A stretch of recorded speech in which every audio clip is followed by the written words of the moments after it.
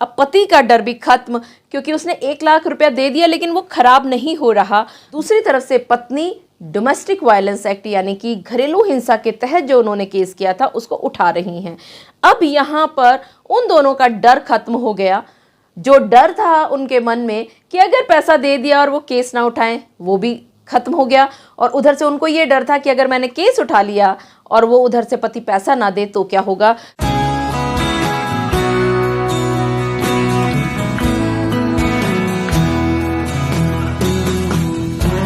मैंने अपने पिछले वीडियो में आप सभी को ये बताया था कि अगर पति और पत्नी के बीच में समझौता हो जाता है तो आपको अपने पैसे, ज्वेलरी आइटम्स, फर्नीचर इत्यादि का बंटवारा कब और कैसे कैसे करना है।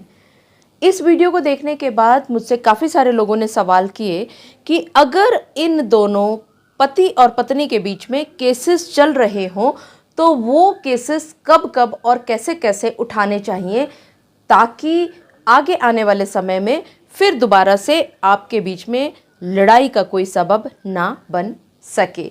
जी हाँ, आप सभी ने बिल्कुल ठीक समझा। आज की इस वीडियो में मैं आप सभी के साथ उन सभी बातों पर चर्चा करने वाली हूँ कि अगर आपके बीच में केसेस पेंडिंग हैं, कोर्ट्स में चल रहे हैं, तो उन केसेस को कब कब और कैसे कैसे उठाना है और कब उठाने से उसका फ़ायदा हो सकता है ये, और ना उठाने से क्या नुकसान हो सकता है। मैं एडवोकेट मोहिनी मोना आप सभी का पुनः स्वागत करती हूं और आप सभी देख रहे हैं आप सभी का पसंदीदा चैनल मोहिनी मोना एडवोकेट।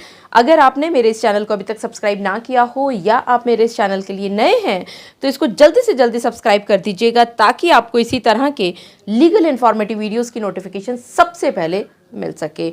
अब देखिए, जब आप पति और आप पत्नी के बीच में जब लड़ाई के मुद्दे बने तो कुछ केसेस फाइल किए गए पत्नी के द्वारा पति के ऊपर और कुछ केसेस फाइल किए गए पति के द्वारा पत्नी के ऊपर। अब ज़रूरी नहीं है कि आपने वो जो केसेस फाइल किए थे वो असल में सब बातें सही कह रहे हों। कभी कभी आप भड़कावे में आकर के, ईगो में आकर के, बहकावों में आकर के, उत्तेजना में, गुस्से में, आवेश में उल्टे पुल्टे केस डाल दिया करते हो और बाद में आप अक्सर पछताया करते हो।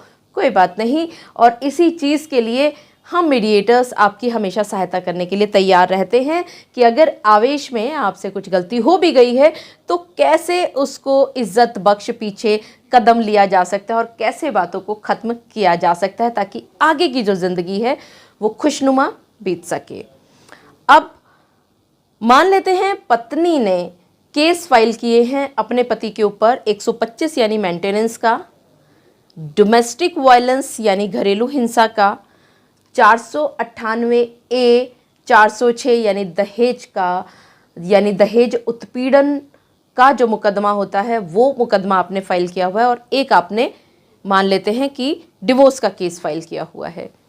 ये लड़की पक्ष ने फाइल किया है। उधर लड़के पक्ष ने पत्नी के ऊपर मान लेते हैं सेक्शन 9 का या डिवोर्स का कोई भी एक मुकदमा फाइल किया हो सकता है, या इसके अतिरिक्त वो पत्नी उनके घर में ज़बरदस्ती ना घुसे, उनको परेशान ना करे, तो आपने कोई इस तरह का इंजंक्शन सूट फाइल किया हो सकता है, या लड़के की तरफ से अपनी पत्नी के भाई बहन या उनके माता पिता के ऊपर कोई केस फाइल हो सकते हैं, या इसी तरह के और भी कोई भी केसेस फाइल हो सकते हैं आप लोगों के बीच में। अगर कोई प्रॉपर्टी डिस्प्यूट है या कुछ और भी डिस्प्यूट्स है या बच्चे की कस्टडी का केस भी है। अब इन सभी केसेस के चलते चलते जब एक कुशल मीडिएटर साहब आपके बीच में बैठे तो उन मीडिएटर कम एडवोकेट साहब ने आप दोनों को समझाया कि किस तरह से आप मीडिएशन का अगर सहारा लेते हैं तो कैसे आपकी ज़िंदगी सुगम, सरल और खुशहाल हो सकती है, और अगर आप मीडिएशन का फ़ायदा नहीं उठाते हैं तो कैसे आप दोनों की ज़िंदगी बदहाल हो सकती है। खैर, किसी तरह से आपको ये समझ में आ जाता है कि हाँ, केस उठाने में फ़ायदा है।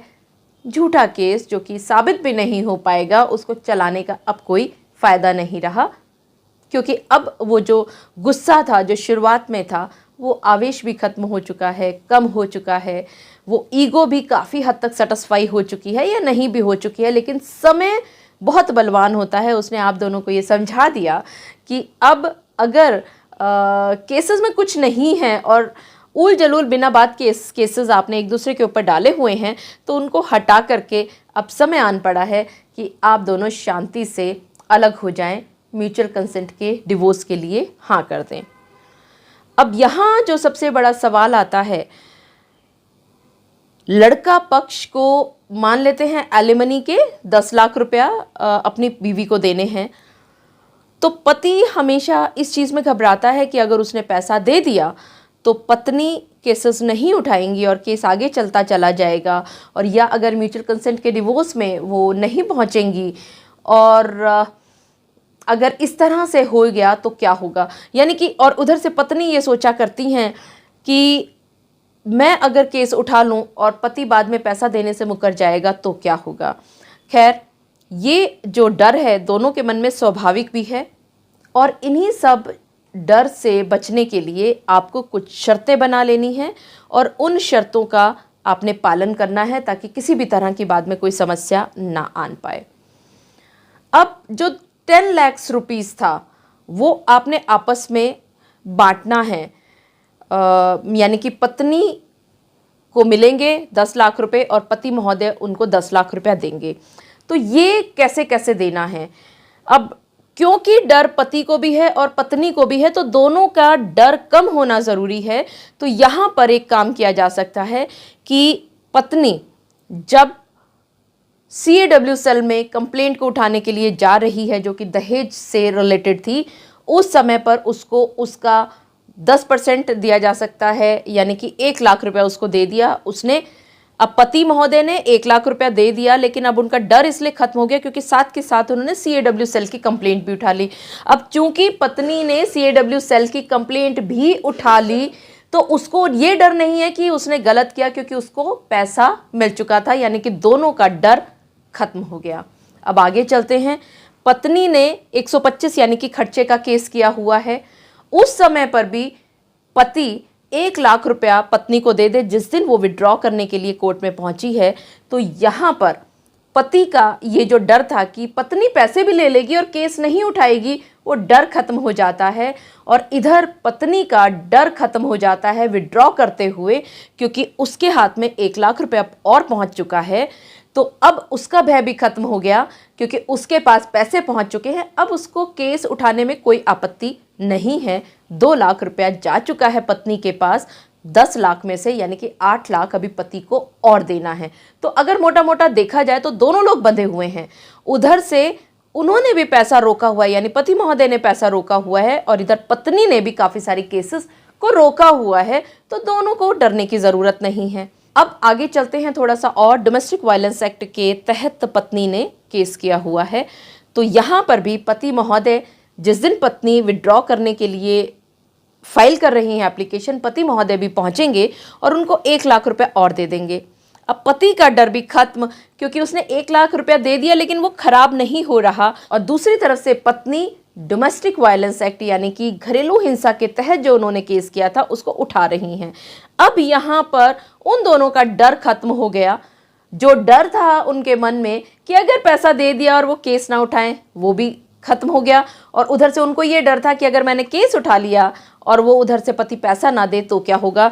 तो आखिरकार 3 लाख रुपया पत्नी के पास जा चुका है और पति महोदय भी खुश हैं कि 3 केसेस उठ चुके हैं। उसके बाद आप कोर्ट में आ सकते हैं। फर्स्ट मोशन आप जिस दिन फाइल कर रहे हैं उस समय पर आप फिर दोबारा से उसमें से 3 आपके पास ऑलरेडी जा चुका है। तो आपने क्या किया, 3 लाख रुपया आपने उस समय फर्स्ट मोशन की जब स्टेटमेंट रिकॉर्ड हो रही है तो पति महोदय ने 3 लाख रुपया पत्नी के सुपुर्द कर दिया, और उधर पत्नी ने उनको कोऑपरेट करते हुए तलाक के लिए हामी भर दी और उनका फर्स्ट मोशन पास हो गया। 6 लाख रुपया पत्नी के पास जा चुके हैं। डरने की ज़रूरत नहीं है। पत्नी ने केसेस उठाए तो कोई बात नहीं, उनके पास एलिमनी का पैसा भी आ चुका है। उधर से पति को भी डरने की ज़रूरत नहीं है। उन्होंने पैसे ज़रूर दिए हैं लेकिन पत्नी ने भी तो उनके 3 केसेस जो उनके अगेंस्ट फाइल किए थे वो उठा लिए हैं और एक फर्स्ट मोशन भी हो चुका है। अब उधर से लड़के पक्ष की तरफ चलते हैं। पति महोदय ने भी एक मान लेते हैं डिवोर्स का केस किया हुआ है। तो उस समय पर जब वो पति महोदय उसको केस को उठाने जाएंगे तो जो भी कुछ सामान लेना देना रह गया था पत्नी के घर में था, जो पत्नी ने कहा था कि वो उनको वो ज्वेलरी आइटम लौटा देंगी, तो इधर से पत्नी ज्वेलरी आइटम लौटा रही हैं और उधर से पति महोदय उस केस को उठा रहे हैं। 4 लाख रुपया अभी भी आपका बचा हुआ है। इसी तरह से एक और दिन पहुंचते हैं कोर्ट में और वो दोनों बहुत अच्छे माहौल में बहुत अच्छे तरीके से सेकंड मोशन के लिए पहुंचते हैं और सेकंड मोशन के समय पर बाकी बचे हुए 4 लाख, यानी कि सबसे मोटा अमाउंट जो पति था उसने बचा करके रखा, क्योंकि उसका डर स्वाभाविक था कि कहीं मुकर ना जाए पत्नी, और उधर पत्नी का डर भी स्वाभाविक था। तो आखिरकार सेकंड मोशन उन्होंने स्टिपुलेटेड पीरियड के अंदर कोर्ट में दाखिल किया और उन दोनों के बीच में डिवोर्स डिक्री ग्रांट हो गई। अब पति की तरफ से 10 लाख रुपया पत्नी को दिया जा चुका है मेंटेनेंस का एलिमनी के तौर पर, और इसी तरह से पत्नी ने जो भी केसेस फाइल किए थे वो सारे उनके उठ चुके हैं। अब उन दोनों के बीच में झगड़े का कोई भी कारण नहीं बचा है। मुझे पूरा विश्वास है कि आप सभी को मेरे आज के इस वीडियो के माध्यम से ये बात भली भांति पता चल गई होगी कि अगर आप दोनों के बीच में कोई भी केसेस फाइल है, कोई भी कंटेस्टेड केसेस चल रहे हैं, तो वो केसेस कब कब और कैसे कैसे उठाने हैं, और उस केस को उठाते समय पति महोदय को एलिमनी का कुछ परसेंट ज़रूर दे देना है, ताकि पत्नी के मन का भय भी खत्म हो जाए और उधर पत्नी को भी आनाकानी बिल्कुल भी नहीं करनी है केसेस उठाने में, ताकि पति का भी एलिमनी जो देने का, जो परसेंटेज देने का जो उसका साहस है वो किसी भी तरह से कम ना होने पाए। मुझे पूरा विश्वास है कि आप सभी को मेरा आज का वीडियो भी बहुत अच्छा लगा होगा। अगर आपको मेरा आज का वीडियो भी अच्छा लगा तो इसको लाइक, शेयर और कमेंट अवश्य कीजिएगा। और हाँ, अगर आप मेरे इस चैनल के लिए नए हैं तो इसको जल्दी से जल्दी सब्सक्राइब कर दीजिएगा, ताकि आपको इसी तरह के लीगल इन्फॉर्मेटिव वीडियोज़ की नोटिफिकेशन सबसे पहले मिल सके। अपना और अपने परिवार का बहुत अच्छी तरह से ध्यान रखिएगा। Thank you, take care, bye bye.